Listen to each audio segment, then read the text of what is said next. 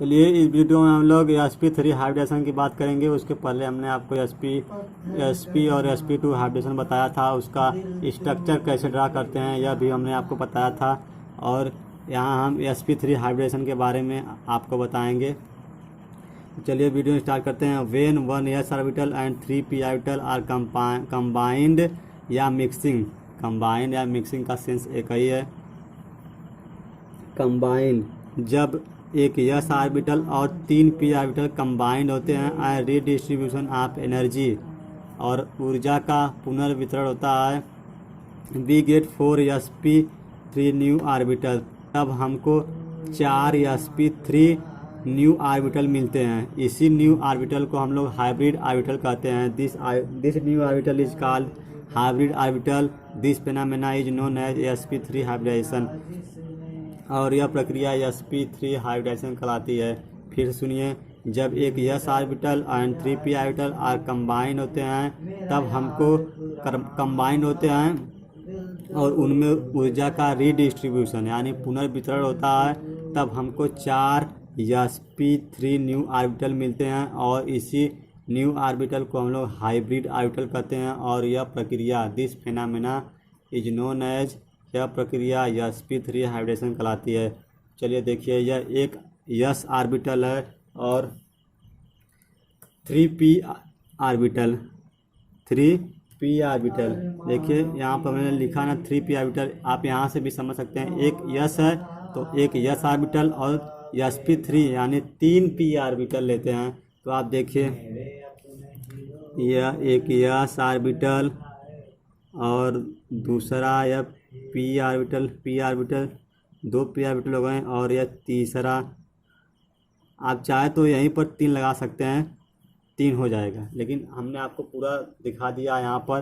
तो आप 1s orbital और 3p ऑर्बिटल लिखेंगे आपको, क्योंकि एग्जामिनर इतना आपका पढ़ने के पास उसका टाइम नहीं रहता। तो आप यह केवल आप यह बना देंगे तो वो समझ जाएगा तुरंत। 3p ऑर्बिटल जब कंबाइंड होते हैं, आप इसके ऊपर हाइब्रिडाइजेशन लिख लीजिए।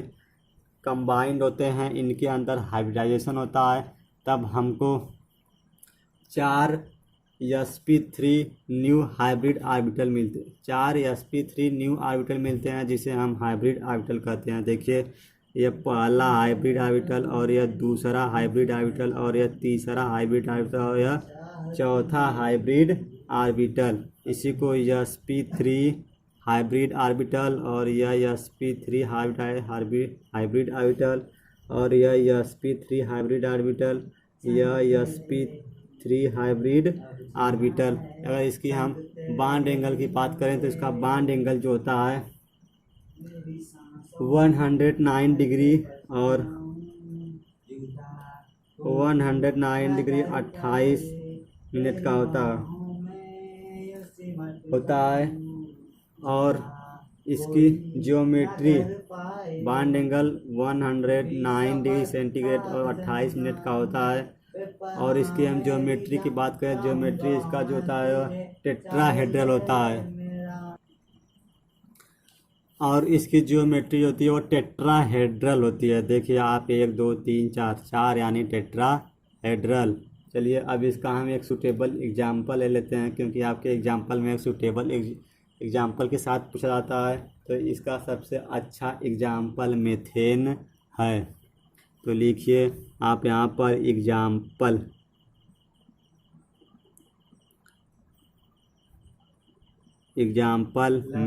मीथेन का फार्मूला क्या होता है?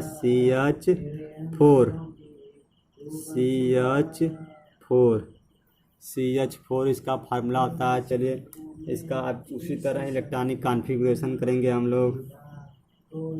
कार्बन, यहाँ पर कार्बन एक ही है तो कार्बन का परमाणु क्रमांक 6 होता है। इसके electronic configuration 1s2 2s2 2p2। अब कार्बन को आप ग्राउंड स्टेट से एक्साइटेड स्टेट में आप ग्राउंड स्टेट में इसका इलेक्ट्रॉनिक कॉन्फ़िगरेशन करेंगे। फिर एक्साइटेड स्टेट में इसका इलेक्ट्रॉनिक कॉन्फ़िगरेशन करेंगे। तो देखिए अब यहाँ पर आप लिखेंगे कार्बन इन, या कार्बन इन, आप पूरा नाम लिखिएगा, carbon in ground state. Ground state माने अपनी जिस अवस्था में है वह उसी अवस्था में रहेगा। ग्राउंड स्टेट में हम इसका इलेक्ट्रॉनिक कॉन्फ़िगरेशन करेंगे। तो 1s2 2s2 2p2।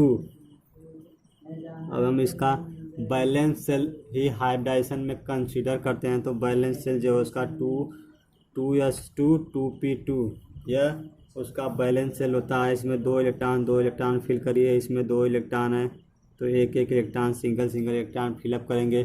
फिर कार्बन इन एक्साइटेड स्टेट, आप यहाँ पर एक्साइटेड स्टेट पूरा लिखेंगे। एक्साइटेड स्टेट में देखिए 1s2 2s2 2p, देखिए यहाँ पर एक इलेक्ट्रॉन रहेगा क्योंकि एक्साइटेड स्टेट में से 1s2 में से एक इलेक्ट्रॉन जंप करके sp3 हाइब्रिड sp ऑर्बिटल में आ जाता है। तब यहाँ एक इलेक्ट्रॉन बचा और यहाँ पर 3 हो जाएगा। एक इलेक्ट्रॉन इसमें से आ गया तो s3 इसका एक्साइटेड स्टेट में कार्बन का इलेक्ट्रॉनिक कॉन्फ़िगरेशन देखिए, यह s ऑर्बिटल, अब s ऑर्बिटल में एक ही इलेक्ट्रॉन रह गया और यह p ऑर्बिटल है। p ऑर्बिटल में अब 3 इलेक्ट्रॉन हो गए 1 2 3, क्योंकि इसमें से एक इलेक्ट्रॉन आ गया। अब sp3 हाइब्रिडाइजेशन में देखिए यह एक s ऑर्बिटल है 2s, एक s ऑर्बिटल और 3 p ऑर्बिटल 1 2 3, एक s ऑर्बिटल और 3 p ऑर्बिटल कंबाइंड होते हैं और उसमें ऊर्जा का रीडिस्ट्रीब्यूशन होता है। तब हमको 4sp2 हाइब्रिड ऑर्बिटल मिलते हैं। देखिए 1 2 3 4 sp2 हाइब्रिड ऑर्बिटल मिले। और यह प्रक्रिया आप चाहे तो यहाँ पर लिख सकते हैं sp3 hybrid orbital, sp3 hybrid orbital, लेकिन आपको इसको दिखाने की ज़रूरत नहीं है।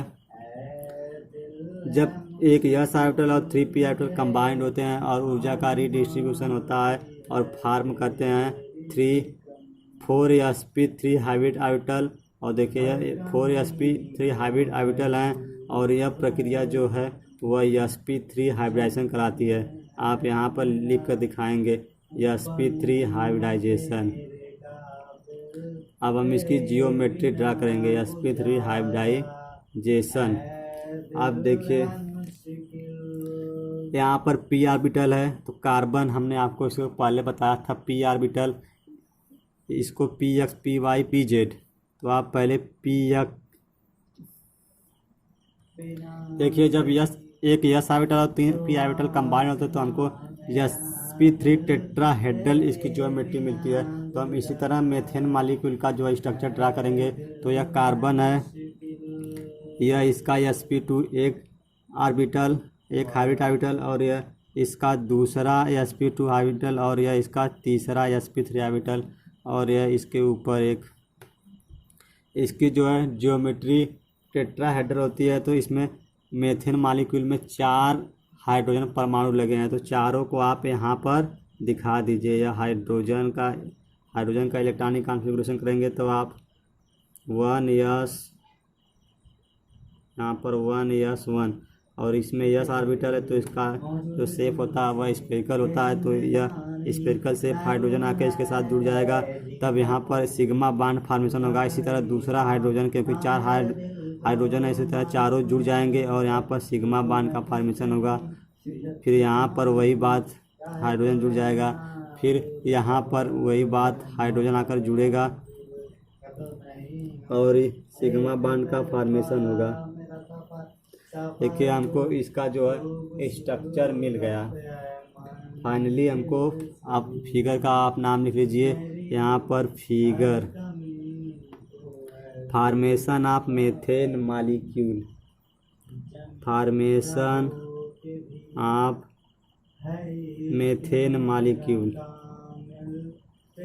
आप बिल्कुल एग्जाम में ऐसे ही लिखेंगे। तो फ्रेंड्स चलिए अब वीडियो में हम लोग आगे मिलेंगे। इसी को हम लोग कैसे लिखते हैं, carbon 1 2 3, 1 hydrogen, 2 hydrogen, 3 hydrogen, 4 hydrogen. हम इसी को यहाँ पर भी लिख सकते थे, यहाँ पर ये वाला यहाँ पर और यह वाला यहाँ पर, यह ऊपर और नीचे। लेकिन जो जब 3 यस पी ऑर्बिटल और एक यस ऑर्बिटल कंबाइन होते हैं तो हमको डिस्टार्टेड टेट्राहेड्रल शेप मिलता है, इसीलिए हमने इस तरह का शेप बनाया है। आप समझ गए होंगे। चलिए अगली वीडियो में मिलते हैं। Thank you, bye bye.